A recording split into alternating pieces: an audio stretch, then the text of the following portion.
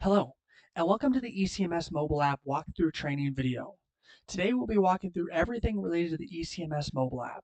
Let's start with getting access. ECMS is available on both iOS and Android app stores simply by searching for ECMS in the App Store. Find the ECMS Mobile, and we're looking for the one with the gray cloud and the blue lock icon. After you've downloaded, you can go and open it up, and there is no configuration necessary. Simply type in your login information that you use when you set up your account and select the Remember Me checkbox to save your login information. It does also support Touch/Face ID, which automatically logs you in using your fingerprint or the face scan built into both the iPhone or the Android. You can also enable additional security pin for 2FA, which we will get into both of these settings later on. Let's go ahead and click log in, and we will then jump into the functionality. So as soon as you log in, it's going to prompt you with a new dictation screen. To begin a recording, you simply click record. If you have mandatory data fields, it will prompt you to enter the data. Otherwise, it will begin to record immediately. So I have mandatory data fields here, so of course it is prompting me to enter in that data. These are all customizable, and we can make them to be whatever you'd like and make them mandatory or non-mandatory. Now, if I didn't have fields, it would take me right into the screen we see here. That lets me know that it is recording simply by seeing the rainbow audio waves as well as the red pause icon.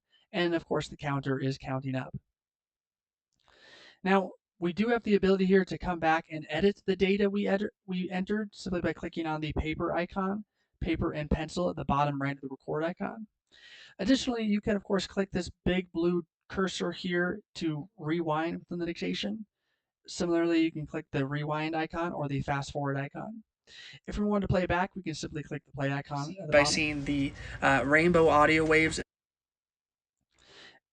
Now, you do also have the overwrite and insert mode. So you can see that by default, when I begin to rewind within the dictation, I am in overwrite mode, which means if I were to begin to record again, it would then overwrite the audio at the point that the cursor is within the dictation. Similarly, there is the insert mode, which would insert audio at whatever point the cursor is in within the dictation. You can mark a dictation as priority by simply clicking the exclamation mark there to the right of the fast forward icon.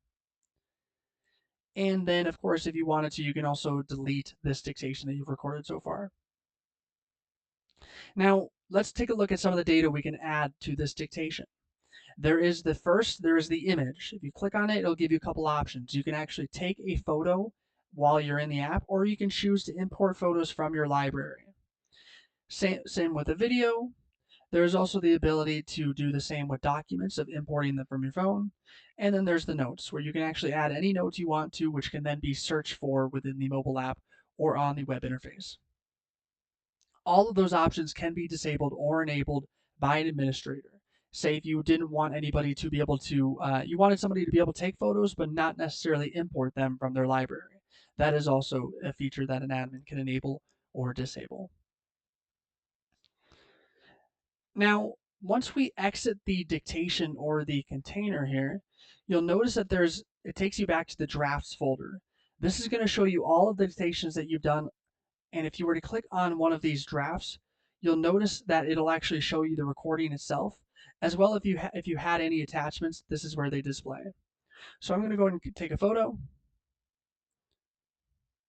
It may ask you for permissions if you haven't already accepted them. Take a nice photo of the outside here, lets you know the images have been saved. If I go back here and then come home, I can actually see that there's now a paperclip associated with this dictation. If I click on it again, you'll see not only is the recording in there, but so is the image that I took. If I wanted to continue on with this recording, I could simply click on this blue box here, and it'll bring me right back to where I was. You can see it's at 13 seconds of audio. Now, simply clicking home will draft the dictation as we saw earlier. We saw the ability to click into the container and add more attachments. When you are ready to send a dictation, you can click into it, and you can simply click the send icon at the bottom right, which will send it on through. It'll take us to the outbox, and it will send the dictation. Once it's sent all the way through, it will move over to this sent folder. A very key point is that you can close out of the app and it will continue to send in the background. You do not need to have the app open. Additionally, if I wanted to, I could click on multiple in the checkbox here, and I could click the send icon here at the top right, which would then send all the ones that I've checked over into this outbox. And again, these will continue to send as I move throughout the app. Now, note that it does send when the app is also closed, so you can close your phone altogether as long as the app is still open in the background. It is significantly faster than a lot of the other platforms that we've used in the past.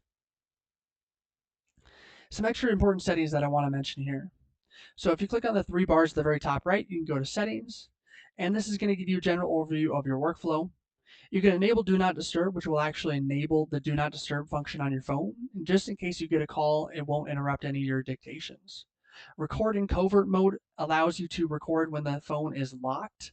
Now it's not going to record unless you actually begin to record yourself.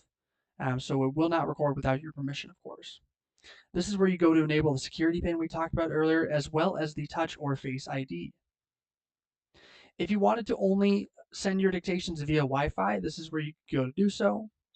Anything referring to deleting or keeping is simply referring to how far back you can view sent dictations. It's not actually going to harm any data that has been sent. And then there is the help section. So if I simply click on the about, apologies, that is where you go to see the version. If I click on the help and then click on help again, it will take you to a link that has a lot of helpful documentation that kind of walks you through everything we've talked about here and some more. Some features that are yet to come if we come back here. The plus icon with the people icon is going to be more into sharing dictations or sharing these containers where these dictations are kept externally from your organization. Say if somebody outside of your organization wanted to be able to get a better idea of something that you're doing with these dictations. Additionally, this bell notifications at this time of this video has not yet been added, but there will be some detailed notifications that allow you to know the status of your dictations as well as know when they've been sent through and such. Besides that, that is the ECMS Recorder app. If you have any questions or run into any issues while you're walking through any of this, do not hesitate to reach out to our team here at Northland Business Systems using any of the methods shown here. Thanks for watching.